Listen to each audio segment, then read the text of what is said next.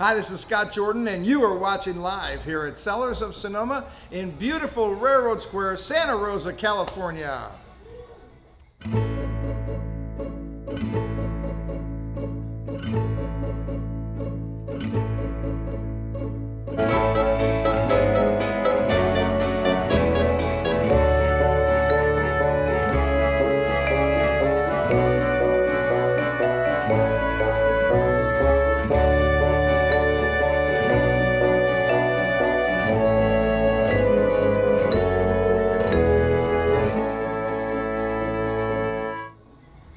Welcome to TV Tuesday Live. This is the show where we taste wine, we talk about wine, and tonight I've got Chris Tadde in from Super Sonoman, winemaker, owner, crazy person, because you use 100% new French oak, and you'll tell us why we do that. But a great addition to our tasting room. We really are loving these wines. We're going to talk about some of the stuff that's coming up, and you got a little barrel sample, so we got a little fun kind of thing.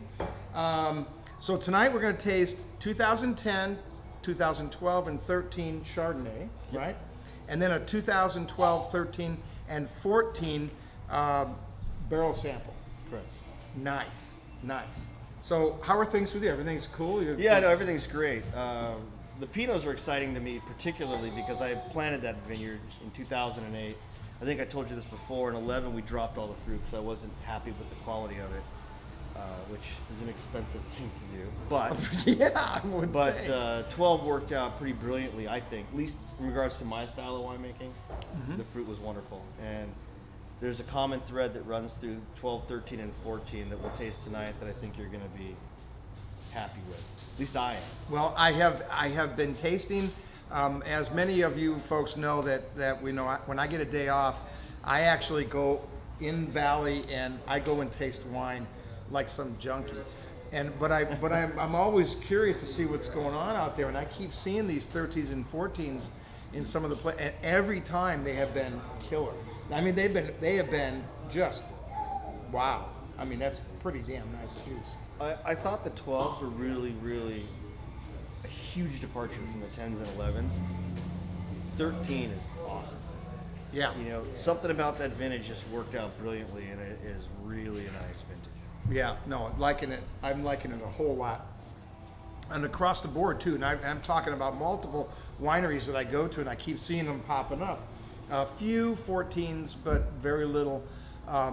But man, solid portfolios. I mean, the consumer has a big advantage, believe me, big advantage. And we've talked about this before, and you and I have talked about, you know, when the recession hit in 08 and the market really dropped, the wineries, a lot of them flushed their prices down dramatically, and they've held those prices all these years because, you know, they just couldn't get a higher price point. They were worried to raise prices, and I think the consumer now has this real advantage because 12, 13, 14 relatively, they flattened out those prices, but that's not going to last forever. No. And because you've gone so far because of the economy, these are such great vintages that you can't afford to not bump that up a little. And they weren't huge vintages either. There wasn't excessive fruit like we saw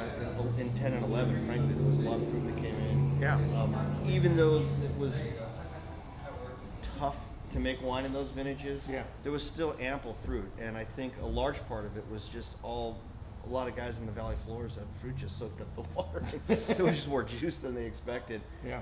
Our vineyards are obviously a little bit different how we manage them. At, sure. 2 to 2.5 tons an acre, and almost all of it's hillside except for the Pinot. But point being, I think based on what I'm seeing and the folks I'm talking to, prices are starting to ratchet up a little bit. Yeah, I think it's time, and the consumer has an advantage because you've got 12, 13 that are just killer. They probably are, those prices are already laid out.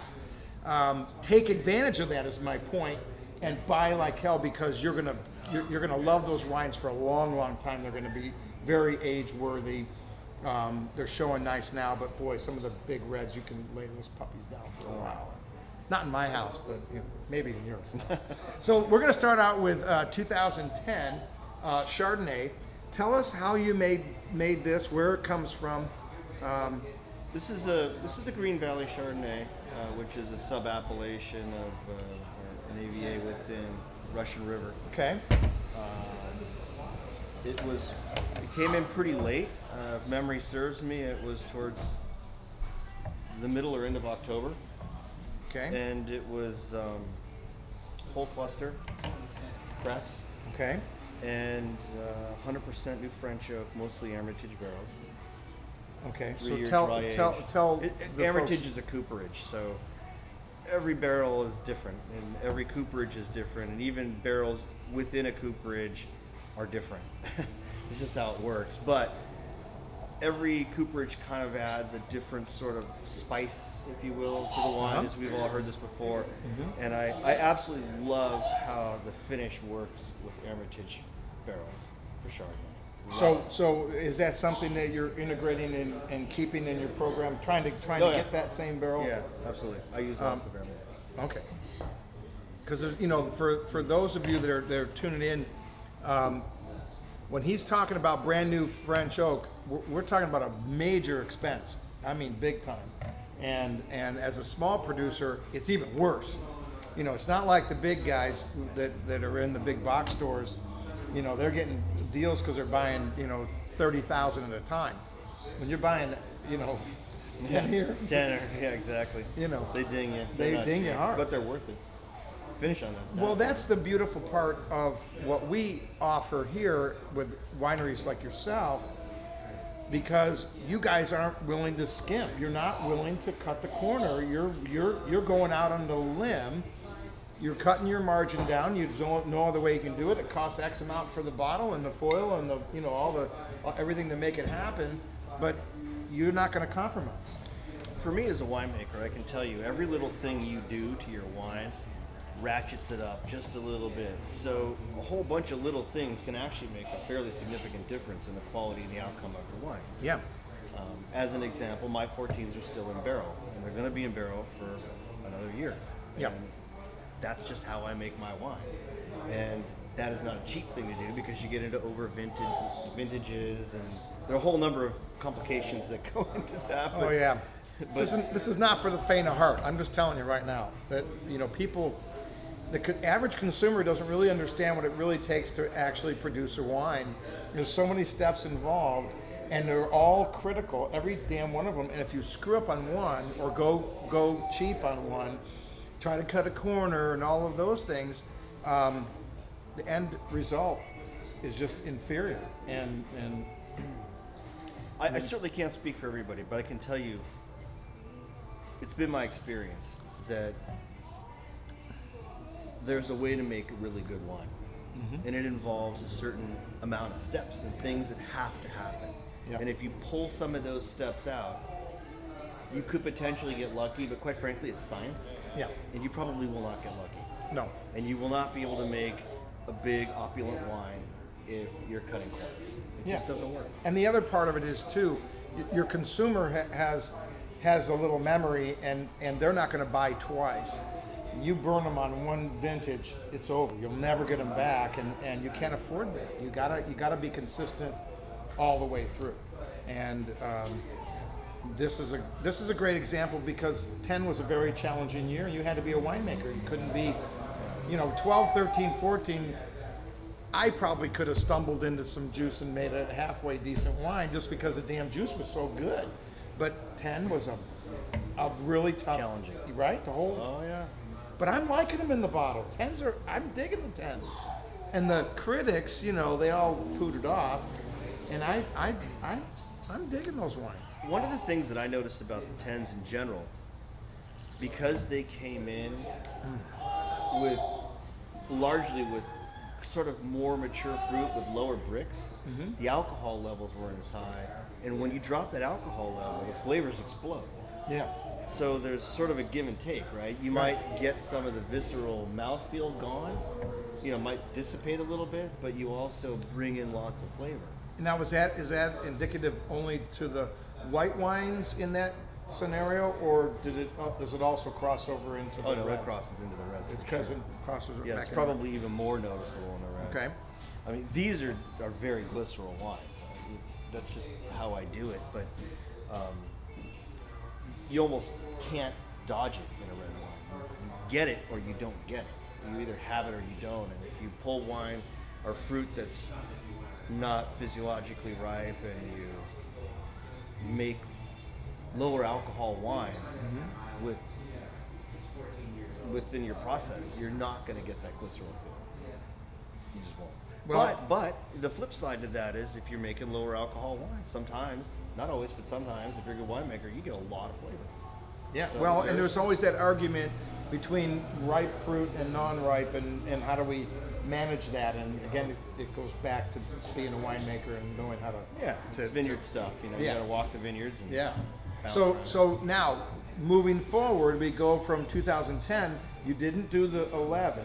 I did. It's gone. Gone. We didn't do very much of it. So what happened was, in 10 and 11, we used Green Valley.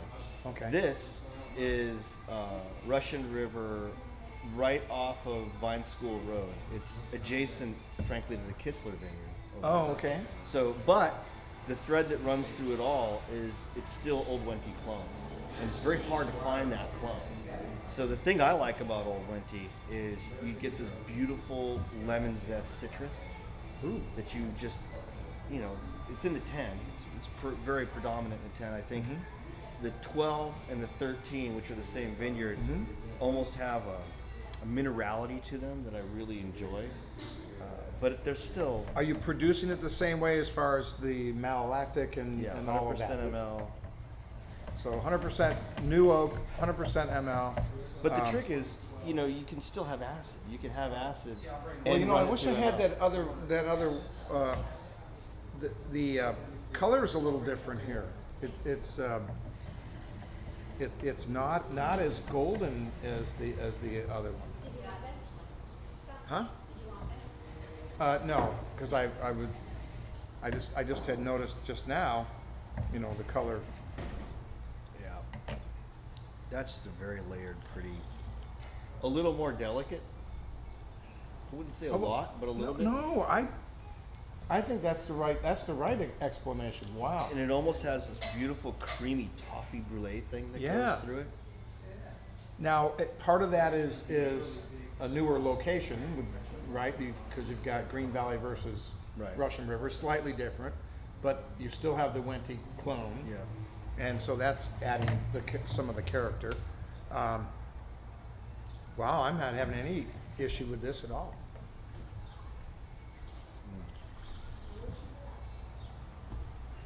Now, because you do so much of the brand new French oak, and in a wine that typically, if you look at other producers, they typically don't do all the time 100% new oak. Well, particularly with Chardonnays. Yeah, especially with Chardonnays.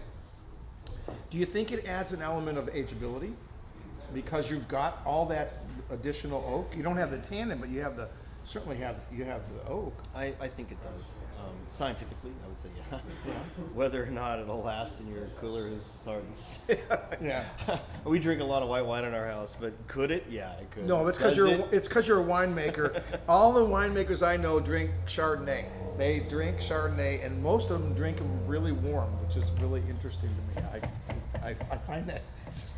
I tend to like them warmer. My wife likes them really cold. I know it. My wife wants it cold too. I like it cold. I really prefer cold, but you guys are funny like that. Room temperature, isn't that funny? That it's certain. I don't know, but so a possibility for ageability. Are you doing any large formats? Have you looked at? I know that's a pain in the butt to do. It's like another stupid thing I got to do now. Oh God. The issue that I have with the larger formats is we bring in mobile bottling units, and the trucks really can't process that, so it all has to be done by hand. By hand, that's what I mean. We do some, and they usually go to clients and special friends and for events and things. But yeah, we do some. Yeah. Well, I was thinking of the Chardonnay, because I've seen some Chardonnays that have been done in 3 liters and some in 6 liter bottles that were older wines, and because it's in such a big vessel, they age beautiful. My gosh, you know, you're getting 10-year-old Chardonnay, and it's still vibrant and beautiful and pretty. They do seem you to know. age better in larger formats. Yeah. How was this one made? The 2012, like what was it? Oak or was it? Yeah, 100% brand new French oak. How long? Heritage. That was 18 months, I believe. 18. Oh my God. 18 months. Wow. Yeah. And what you folks that are watching, if anybody's watching, and we're competing against the Warriors Cavalier game, you can have both going on in your house. You can do both. So those of you that are trying to mess with us, we know what we're competing against. The Golden State's going to win, so it's just going to be over anyway. So not a big deal. And you can put pause on the and record that, and then watch us. Yeah, then you can skip through the. That's right, you can skip right through the commercials. We don't have commercials. We go an hour straight, so which is crazy. So I had a point that I was getting to, and I went right past it. That's what happens when you talk too damn much. You talk yourself right out of it. No, I was. What was I? I had a point that I was going to make, and I looked up at the Warriors game, and see, those of you that are watching from home, I can see the game. It's on right here in the tasting room. So, but we move on. So 2012. Basically similar location, but definitely same clone, same ML, the same new oak. Yeah, and the interesting thing is, this is a great example of how, where it's just a little bit colder in Green Valley, you can really taste the difference in the acid profile. Like, to me, I kind of prefer the bigger, more opulent 10. But I'm almost out of it, you know. But I really liked that sort of profile on it. This is more elegant and sophisticated, and it's, you know, I think it's much more approachable by the average Chardonnay drinker. Is part of that the aging in the bottle? The fact that the 10's been in there, the bottle a little longer. Could be, yeah. It changes a little bit. Maybe that's. And interestingly enough, the 13s were just bottled, so they're shocky. But despite the fact that they're shocky, I think they're still drinking fairly well, which bodes well for the longer term picture, right? I mean, in barrel, that stuff was absolute nectar. I mean, I couldn't have asked for anything more on either the Pinot or the Chard. But it'll be fun to taste through it tonight and kind of get a sense of where it's going to go. Okay. Because I think that's a really pretty wine. And as you move forward, do you ultimately, in the little time you've had to taste the 14s, are you thinking it's kind of progressive in the sense that maybe the 14 could be nicer than what you saw? So, I mean, When 12, 13, 14 were pretty damn good all the way across the board. So when I had the 14s on the floor doing some barrel work not too long ago, the 14 reminded me of the Pinot reminded me a lot of the 12 Pinot. In fact, I almost couldn't differentiate. It was so close. Really? The 13, on the other hand, had a very elegant, almost, I hate to say it in this context, but almost a feminine feel to it. It wasn't. It wasn't broody and moody. We can taste through. You'll see. I mean, it's my thumbprint on those wines. I mean, it's me making it for sure. But I like your wines in a blind tasting is a blowout. I love that. That's like the perfect thing to do, because I can pick them out. It's like, whoop, there's one of his. Whoop, there's another. I mean, it's pretty distinct. I make wine for, you know, people who like bigger wines. Oh yeah. Well, whenever I get somebody at the bar, you know, I get all kinds of people that come in the tasting room, but I get, you know, Mr. Wine Geek, or they try to pretend that they want big and bold, and boy, I just bring that Syrah out and go, here, go ahead, go ahead, tell me all of it, and they're like, what? Holy smokes! But yeah, that's all right. So let's move. Let's go forward. So 2013. I think that's So one, this is the same vineyard as 12? Yeah, and I believe it's just shy of 1 month in bottle. Okay, so We just bought it. It was 2 weeks or 3 weeks. yeah, it could be I lose track. tighter than a I don't know what the word is, but tight. Yeah, tighter than tight. Yeah.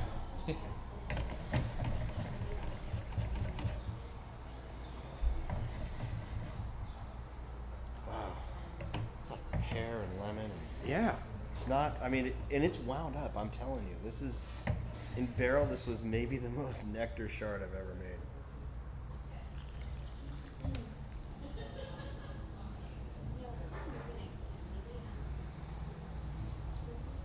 But it's all there. I can feel it's. I can feel that it's a little wound up, but I mean, you got to give it a break. It's only been in the bottle a month, but the underlying fruit that I'm getting here is what I keep seeing out in the valley in 13s that are just. Are you trying the 13 right now? We don't have it yet. Looking forward to it. For being in the bottle for a month, Yeah. that's pretty nice. That's This is exactly the same vineyard as from the 12. yeah. So 12 and 13, same vineyard, same Winty blocks, clone, same blocks. everything. Yeah. And in 10 it was, Green Valley. okay. So 12 and 13 are not. That's correct. So, in acquiring fruit, now do you have to go into long-term contracts? What happens? Yeah. Out, you know, I mean, to really make sure you can be Yeah. you know, Yes, consistent. you do. And Sort of like getting another married. another cost. You know, you got to really think about that. It's another cost, right? It's not. It's storage is another cost. People don't think about. You know, when we're drinking 2010 wines, he's sitting on 11 and 12 and 13. There's a storage cost there. That this thing just that mouse wheel just keeps going like. This is not. Yeah, I mean, you know, it's a labor of love, and you know, but you're throwing out a great product in the end. I have high expectations and high hopes for this particular Chardonnay. I Yeah. think. Now, where are you in production? How much wine are you producing like this? What was the? I do less across. You know how many wines I generally make. I do less than 1,000 cases. Yeah. So But that's something like between this would Franc and be. Merlot and Petit Verdot and lots of cab vineyards. I mean, I do. Oh, this is pretty. This is gonna sell really well. This is It's retro. It's got the oak, but it's Yeah. it's like perfect, and that fruit is just. It's just wow, there. wow. Really, I think this is gonna cross over. This is gonna grab some of the people that are looking for a crisper wine too. It's a little, you know, some of that. You know what I mean? It is. It's And- not laying in one spot all by itself. I mean, it kind of crosses over. There's a lot going on here. Holy crap! Wow. And it's. I know this is hard to sort of express on camera, but in barrel, it was divine. And you know, as a winemaker, as you're tasting and sampling throughout the year and going on, and you know, you're getting ready to barrel or bottle it, you know what Wow. it is, and then it goes into bottle and it turns into something completely different. So this is completely different than it was in barrel, but I get all the clunky components. To me, they're clunky, but I don't Yeah. think they're. I mean, you know, that may taste better than a lot of other things you might just go and buy off the shelf. I don't know, but yeah, that wine's gonna come together and Wow. really be something. Now, are you entering any of these wines in competitions, or do you do anything like that? That's, You know, So- I used to, and I always did really well, but I just don't anymore. I just don't. And you know, there's no particular reason other than I have. I mean, I'm almost sold out of everything. Mhm. Yeah, your wines do really well. I mean, And it's- frankly, with you know, working with you, I don't really have a lot more that I can do. So, you know, I it's just not going to help you, and no. And it can be a double-edged sword, but it's not likely.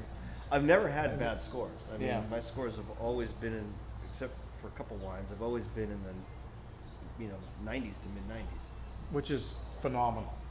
I mean, that really is. If you're really, you know, looking at the scoring market, yeah, you get in the 90s, you're in rock star stuff. And that's real hard to do.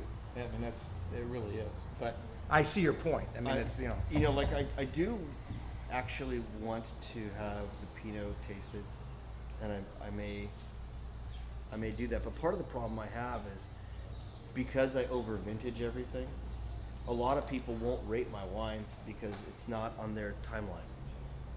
Oh, right.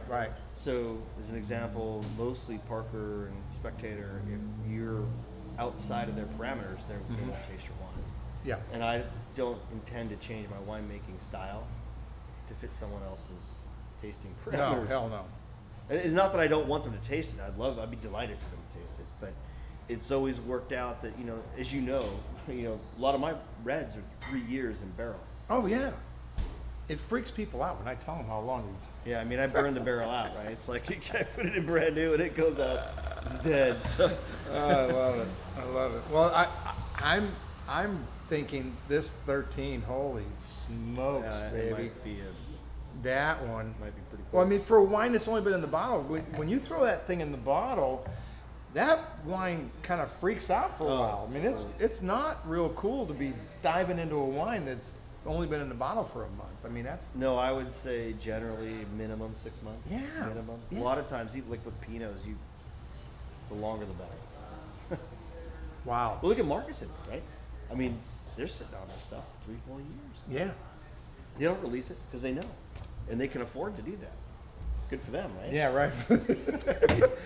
The rest of us got to And the sell wines it are now. beautiful, but largely when you get them, Yeah. they're beautiful and they know it. Yeah. I mean, if you took our wines, a lot of these guys out here, and laid them down for 4 years and said, "Okay, we'll sell them now." They're going to be pretty good. Yeah. Well, this is going to age and be really pretty. You got a question? Go right ahead there.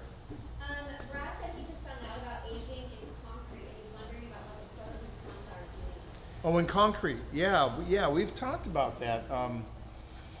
I've seen some examples out there, and there's a pro and con in the concrete thing. What's your experience in that? I've never made wine in concrete. I don't have any personal experience. I've had plenty of wines made in concrete. The whole concept is just the air exchange, right? I can tell you some of the most sought after Chardonnays are aged in concrete.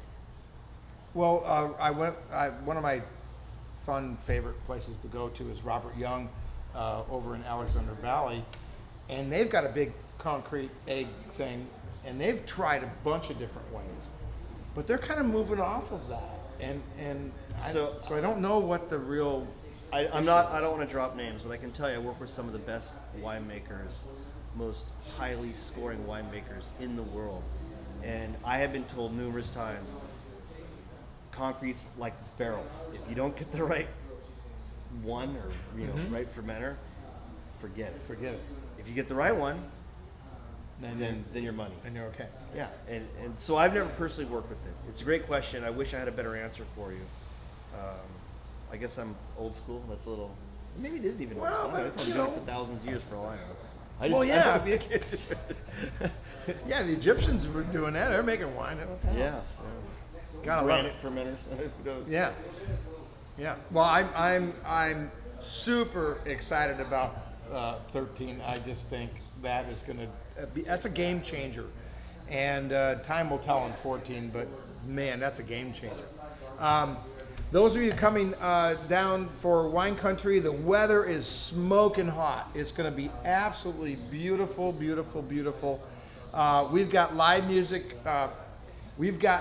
Watch your emails. Those of you that live in the local area, I'm starting to book bands on the off nights. We want to try to go 7 days a week with live music. I'm going to be the only place around that's going to do that, and I've got lots of musicians. So watch for emails on off nights. We've been putting bands in on Sundays. We've done some Wednesdays. We're doubling up on some of the Thursdays and Fridays where they come in before the main band. So live music is we're gonna really start that for the summer and do some stuff. Coming up this weekend, you got John Pita right in the house. John Pita playing on Thursday. And then on Friday, what do you got? Ricky Allen Ray. You like the blues? That's Ricky, man. He's very cool. And one band that we've had a lot of fun with, because I really like Cat Stevens and John Denver and Creedence and all of those bands. Up until then, Yeah. Oh, you weren't buying the John Denver there, Al? Al wasn't buying the John Denver. No, there was some good John Denver. We like John. Craig Corona. Craig Corona coming in on Saturday. That's a great show. And he's just a super entertainer. And those of you that are in other states, you want to tune in and see any of our bands, you can go right to our website and click on live music, and you can actually watch from home, which is kind of cool. So you can have a nice glass of Chardonnay from Super Sonoman and enjoy that with the music. And what we've done, because I don't come in every single music night, but you know what I do? I turn it on and I plug in my little, I have a little Bose thing that goes with for your iPhone. I plug my computer into the little Bose, and we sit outside, and we've got live music, and I've got the band, and it sounds really nice, and so you can do that, and that's better than the radio. So, you know, it's nice that you're doing that. I was in Nashville not too long ago, and every bar's got light. I mean, if anybody's been there knows this, but I thought, how fun is it? Santa Rosa should be doing this. yeah. Really, it should. It's Yeah. good that you're doing it. Maybe it'll catch on. Well, we're trying. I've been talking to some musicians, and they're excited about the idea that I'm willing to open the doors and say, let's try this. And I think we can do it. I think we can get darn close. I'll bet you I get 5 nights easy. Wednesday seems like a good night. Sunday looks like a good night. And one of the things that we're going to actually do on TV Tuesday is we're working on having a band come in and play at the end of the show. Oh, nice. Yeah, so we'll end with music, which is really cool. We'll just do it like here. We'll just move this up a little bit, and they'll play right here, and they'll finish the show with live music. So that's kind of cool. So anything we can do to entertain, because it's all about that. And we've got great wines. We have nice food, and our gourmet grilled cheese is a hit, big time. Oh my God! Everyone. Well, I saw you over at that event over at the Hyatt, and they came back. The group that we saw over there, they were in that night and the night after, and man, they went nuts. Ate a lot of cheese. Huh? No, they were drinking your wine. They loved your wine. Was the hot ticket of that group. And I don't. For those of you that are tuning in for the very first time, really don't know me or seen the show or anything. I don't play favorites. We never play favorites in the room. We do not do that. As much I love you to death, but I never do favorites. We give the consumer what they really like, and so I don't pull punches. The reality is, damn it, they liked. Well, I'm looking at your lineup. You have some beautiful wines here. Yeah, These are really and for nice you, wines. you know, Well-made I mean, wines. they were digging that wine. They were digging that Cabernet Franc. Did you have a question there, Andrew? Oh, you weren't talking to me. I thought you were talking to me. You're not talking to me? Huh? Not talking to me? Okay. All right, so let's go to Pinot. So you, again, really there was a group that were in last night that went off on your Pinot. And because it shocks people, because you're using brand new French oak. So here we have, is that the right one? Yeah. 2012, starting this amazing vintage. 2012, Pinot Noir. What are you doing? How are you making this? Tell them. That is, that's farmed at about 2 tons an acre. And, Which isn't a hell of a lot. That's not a lot. no, it's not a lot at all. And, you know, it's right. So the nose. the clones are important, of course, but what really makes this wine what it is how it's farmed and then the big extractions that I do. Oh, but in the nose, man, you're rocking out in the nose. Oh, did Al get that yet? He hasn't. No, Al's sitting over there pouting. He's going, why am I? Oh, okay. Okay. Is that 28-15 Golden State? Am I seeing that? Oh man! It's a long Oh time my! ago. That is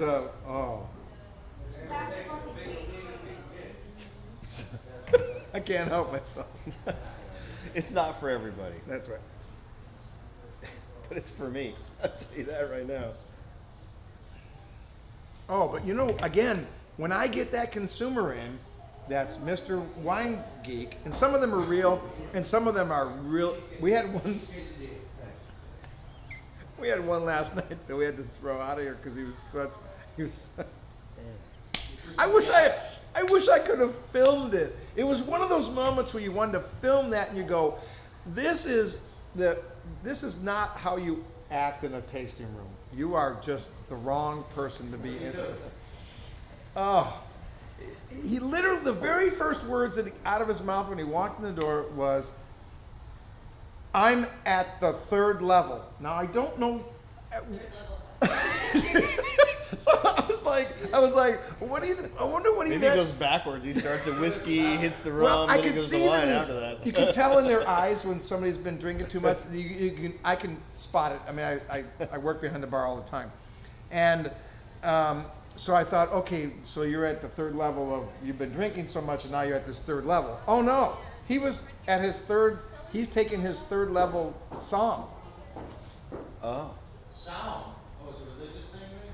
What? Yeah, no, Sommelier. sommelier. And so, but see, here's my take on people that go way over the top. If you have to announce who you are and what level you are, you're not there. Because if you're there, you don't say a word. You just play and you go, yeah, and you talk nice and you're okay. Well, you have to hold the flag up and say, I just won the race. That doesn't work for me. And this guy, and I won't name names, but somebody that was at the bar went off on him. I mean, big time. And I wouldn't serve him because I poured him water because I'm like, there's no way. I mean, my God, your eyes are rolling in your head. And he worked, and he goes, and he wouldn't tell me what winery he worked for, right? But because he'd been drinking so much, as we moved on through the conversation, he blurted it right out. He works for Ripple. No, he works for a well-known winery. You would never want this guy to be your front man for the. Oh my God. So, You don't even want to say but when it. they do that, I give them big wines like yours because I want to see if they know what the hell they're talking about, and you know the people that really know, they taste that and go, wow, that's the real. You know, but there are a lot of somms that don't necessarily appreciate Pinot being treated that way. Well, you're among a very small group that I've seen that it's going to lay this thing in how many months? It's about 2 years. Yeah. Brand new French oak, 2024. Well, 100% brand new. yeah. Yeah. He says that like they were free. You guys that are watching at home, you need to get your calculator out and do the math on this. This is, if he goes 2 years, that means he's got 2 more years of vintage behind that. This, right? I mean, it's not like you skip 2 or 3 while you're waiting for this one to age for 2 years. You're not doing that. You're going all the way through. You know, I mean, that's huge. That's huge. I think you need that kind of oak to stand up to a wine that's that robust. If you were making a much lighter wine, the oak would absolutely dominate. So is part of the reason that you go in this direction because of where you're sourcing the fruit? When you say this direction, what do you mean? Brand new French oak. And, Oh, no. It's simple. I do huge extractions. I get about 75 to 80 cases of finished wine per acre. Wow. Now that may not mean a lot to a lot of people, but that's not a lot. No, it sure the hell isn't. She got a question. Go ahead. So we have a question as to what do you do with the barrels when you're done with them? That's a great Some question. of my I make wine for 5 other clients. So a lot of times the barrels go into that program or one of those programs. Sometimes they get cut into multiple pieces and they go on my grill, which I don't grill anything. Well, you have the right to do that. I grill nothing without barrel staves in it. I like the bigger. Oh, no, that's a smart way to do it. Gosh, Yeah. I love that. There have been many a s'mores Can in I my put it in my? backyard. Can I put some in my gas grill? Maybe not. That's what I do. Oh, in the gas grill. Absolutely. Oh, so I can And do I'll tell you that. something else. I throw them in my. I have a built-in thing, and I put a stave on each side. I get that grill super hot, and I throw a pizza stone in there. Wow, really? Make the super Serious? thin crust. It Seriously? cooks in like 30, 40 seconds. You pull No it out. way. Oh, and it just smokes it. It's beautiful. Well, I've got a bunch of barrel staves up in that ceiling, so I've got There you go. kindling going like crazy. I'm ready. I actually have 3 barrels on the side of my house. Just I break them. I use them a lot, so I take my Yeah. Sawzall, cut them in half, snap the rings off, and just go at it. Wow. Well, I'll tell you what, that 12 is pouring fantastic. Al, what do you think? Yeah, yeah. All right. So now, This is like 2 weeks in bottle. okay. So, this is going to it's be even shocked. tighter than. Yeah, but I'm telling you, I mean, you guys are probably all pretty seasoned tasters. To me, I already know what this is going to be. I don't, what it is right now. Well, yeah. The, Just, I mean, well, I hate being the guy to come across. I don't mean this in a cocky way. yes, you do. It's as shocked as it's ever going to be, and it's frankly fantastic. I can smell it right now. In barrel, it was so amazing. I was just so happy. So you really think that 13, and I'm actually agreeing with you, that 13 takes another step, not a huge step, but another step from what we saw in 12. 13 was a different vintage. I happen to really like what 12 and 14 are. You'll see, the 14 has a little more cranberry in it yet, but that'll mellow out, and it'll turn into more what this is.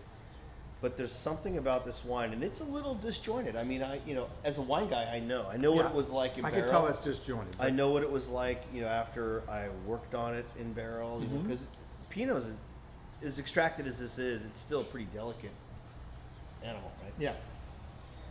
This is I don't know how long it'll take, a month, 2, 3 months, I don't know. Well, however long it takes, it'll take, but it's going to start to snap back.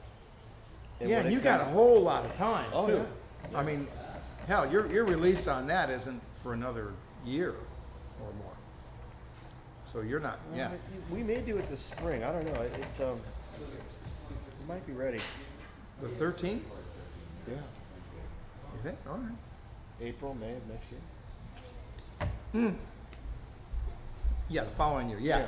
Oh yeah, I agree. Oh, I totally agree. So this one you just bottled? Oh yeah, that's tighter than a. And the freaking reason I have a drum. hard time remembering what I Look at bought the was color because- though. Look at the color. That's Look- another. Look at how pretty that is. Oh. It's almost as pretty as the Golden State.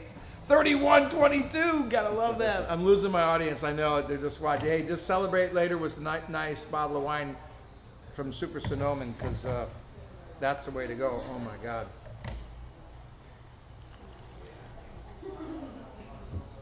Oh, the fruit is pretty though. You can. Yeah. It's all You know, there. it doesn't Oh, have God, that. It doesn't have that kind of broodiness.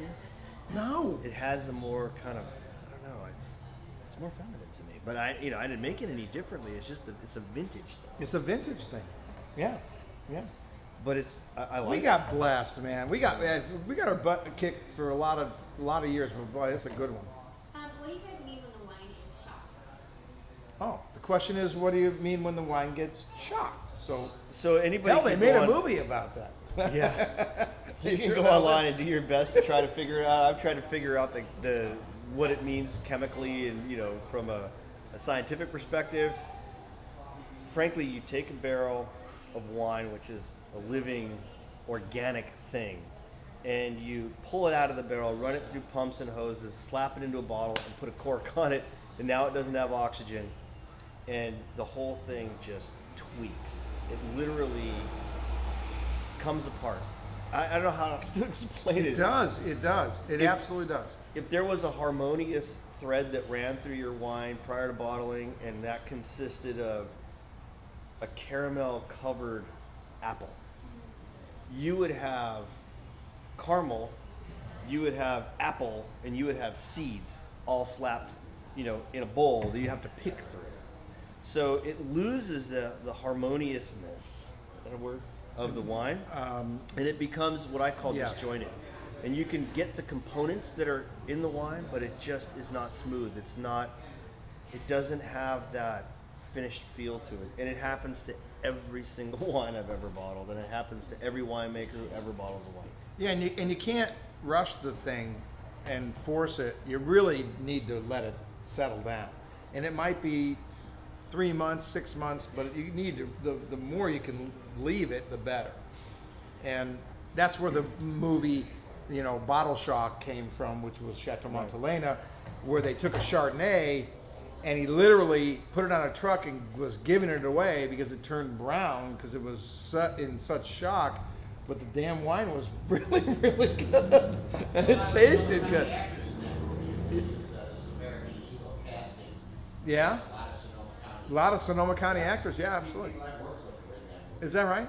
Were you in that movie? Did you? I could have been in that movie, but You- I'm not working for nothing. So we're talking to Al. Al is in tasting, and they wouldn't pay him enough in his contract. He really wanted extra wine, and they just wouldn't give it to him. So. Well, yeah.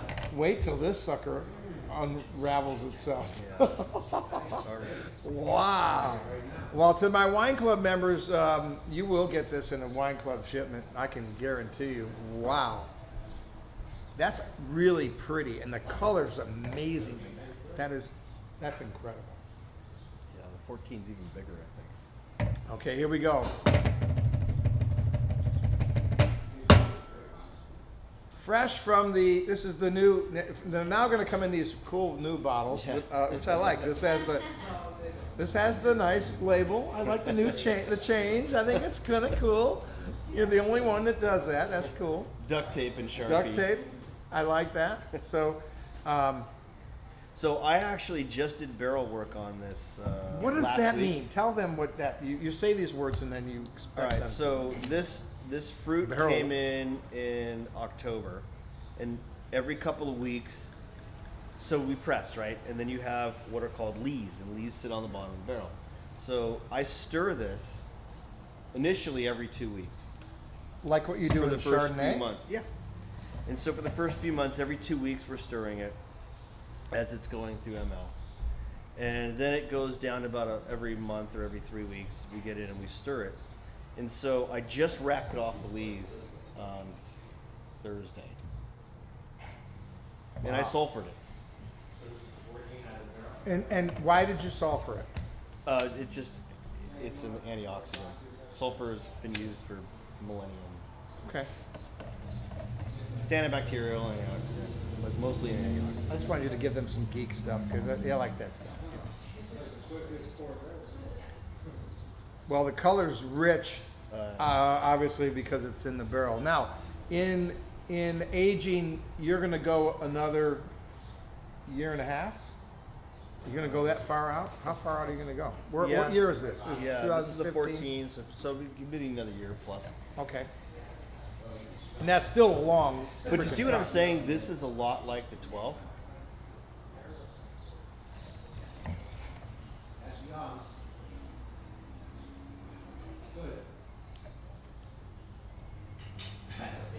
Well, I'm amazed at. Oftentimes, when you get a barrel sample, it's all over the map. But this seems like there's some richness that's going on. And Yeah, this and if I hadn't racked it, off the lees, it would have been really something. But it'll be really something again. I mean, you have to at some point get it off the lees, right? Yeah. And it's barrel sample, so I mean, let's not lose our focus here because this sucker's going to sit in that freaking barrel.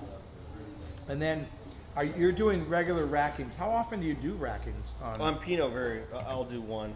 And I could have put the lees back in, but it has such a voluptuous mouthfeel already that I'm. So you make that decision at that point when you pull that off, so that Yeah. you could put it back if you felt like you pulled it off and went, Yeah, and Uh-oh. there's Uh-oh. always someone in the winery that wants the lees because they smell so they're beautiful. I mean, you So know. they would take your lees and put it in their juice? Oh yeah. Oh, okay. I didn't know you did that. That's kind of cool. No waste, not wasting anything. Well, you know that the contact with the lees is important. Oh, yeah. So if a lot of guys don't, I don't press really hard, so it's not a big. So you pull off the lees, and then you're doing testing. Is that, are you testing the wine at that point and going, okay, where's this, do I need No, to- I mean I'm tasting the wine all the time. I taste it every week, but I just decided it was time to get it off the lees and start to sort of let it turn into its own thing. There are a lot of guys who will never pull off the lees for Pinot. I mean, they'll let it sit for. But see, most guys do it at about a year, right? They don't let Yeah, the right, Pinot right, sit right, much right. longer. I think 14 or 15 months might be the longest I know. Pretty much anybody. Yeah, no kidding. No I just, kidding. I don't know. You know, I Well- like what I do, and I'm gonna Why, keep why, are swarming you, with, why are you not racking more? with Pinot. You don't need to. Is it because it's Pinot? Pretty much. Okay. Yeah, we're cab. I mean, Cab, I you're make, racking every, what, 3 months, 4 months? Or- Yeah, and you know, like the 08 cab, Yeah, that monster. yeah. Not only do I rack, and I work with a lot of high-end Pinot guys. I blow that cab over the top of tanks and just like aerate the bejesus out of it. And I think you really got to beat some of those cabs up. You got to beat them into submission.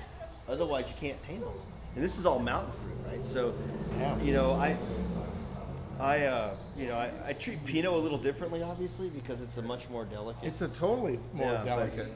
But it's funny working with Pinot guys, and they see you doing this to your red wines. They're like, "What the hell are you doing?" I'm like, trust me, it's gonna come out fantastic on the other end. And Yeah. it always does.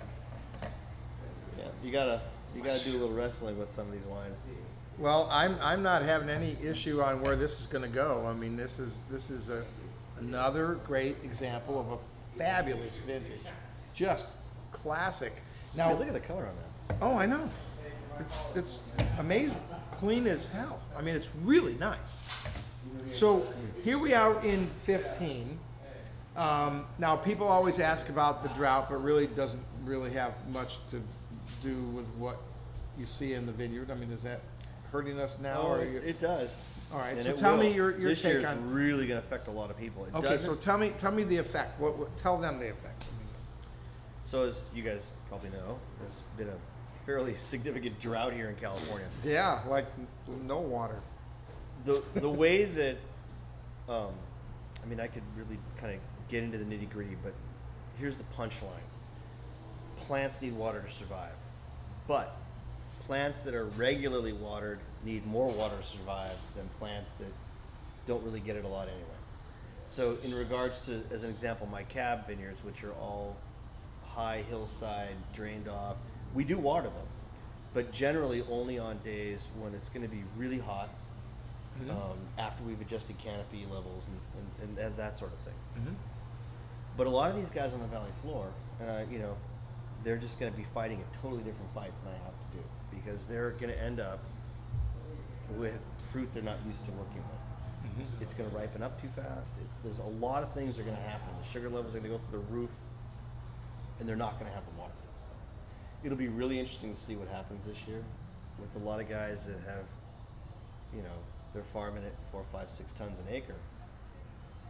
It's going to be a game changer for a lot of winemakers this year. Are they going to lose yield? Are they going to? They'll lose yield. A lot of guys will probably have fruit that they don't know what to do with because it's a little bit riper than they're used to getting. And this might not be the pivot year, right? The guys still might get water this year. If the drought continues, it could be a big issue. I mean, the ground is dry. It is dry. It is dry. You could drop 2 or 3 inches of rain on here, and it would soak up like that. And it wouldn't matter one Yeah. bit. Yeah. Right? So, you know, in the process of farming, there are things you do. You leaf and you don't leaf, and you make decisions predicated on having a variable, you know, the sun and the weather, but the constant is water. You can fight hot weather with water. And Oh, yeah. canopy, Sure. in how you manage your canopy. So it'll be. I think a lot of guys are going to change their strategy this year and how they manage their canopy. I think for those guys who end up with water in their vineyards and enough, you could see a caliber of winemaking in California you haven't seen in a long time. I mean, I think there's going to be a lot of really good fruit of the guys who know what they're doing and they manage their vineyards right. The flavors are going to be phenomenal.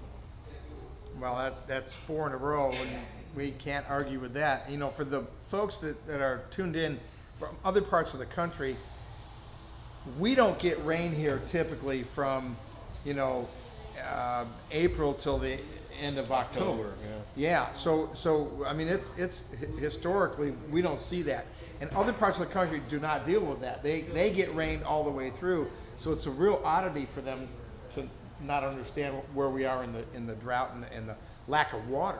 But boy, it's well, you know, managing a vineyard is a very complex thing, and you can't make good fruit with, or you can't make good wine with fruit that's not good, right? You're not a magician. So You're good, but you're not a magician. I mean, you know, when I look or down, maybe you are. When Are I you a look down valley, magician? no, when I look down valley, and I know there are guys who are farming at 6 tons an acre. It's just not going to happen. So one of the things that we talked about earlier was the prices of wine going up. Yeah. This is going to be the game changer. It's going to be a huge factor. I have been preaching this all year long that you're going to see a change.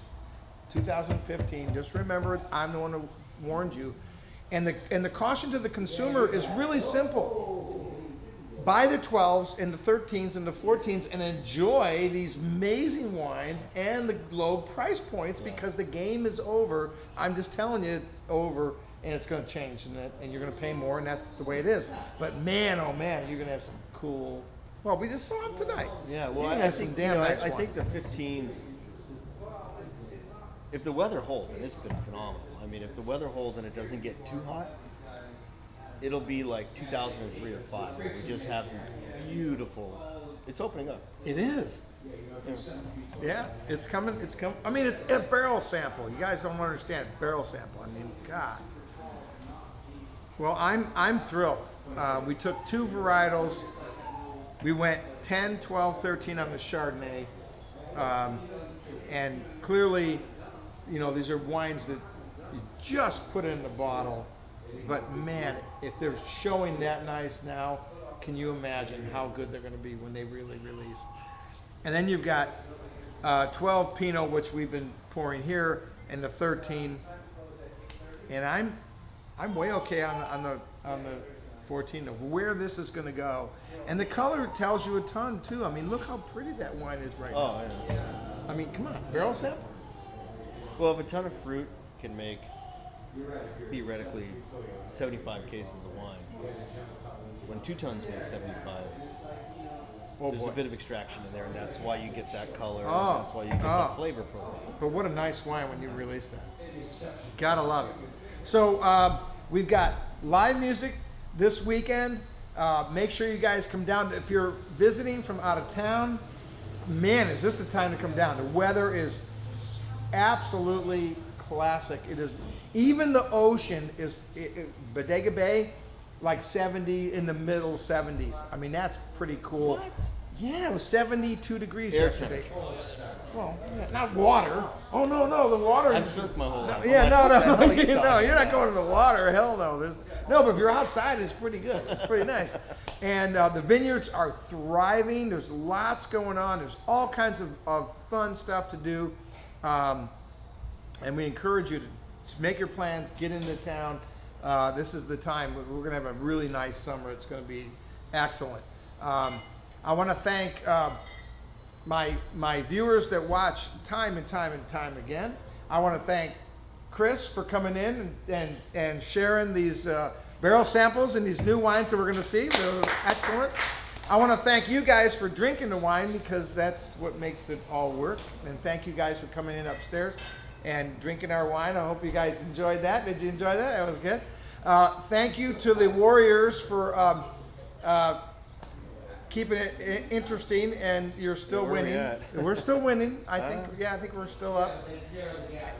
And I want to thank Andrew for making sure everybody got a little taste of the wines, and of course Karina for keeping us on track and in the social network, and for Al not freaking out. So there you go. So this is where you discover wine one sip at a time here at Cellars of Sonoma. Thanks for tuning in, everybody. We'll see you next week. Thanks for tuning in. Bye for now.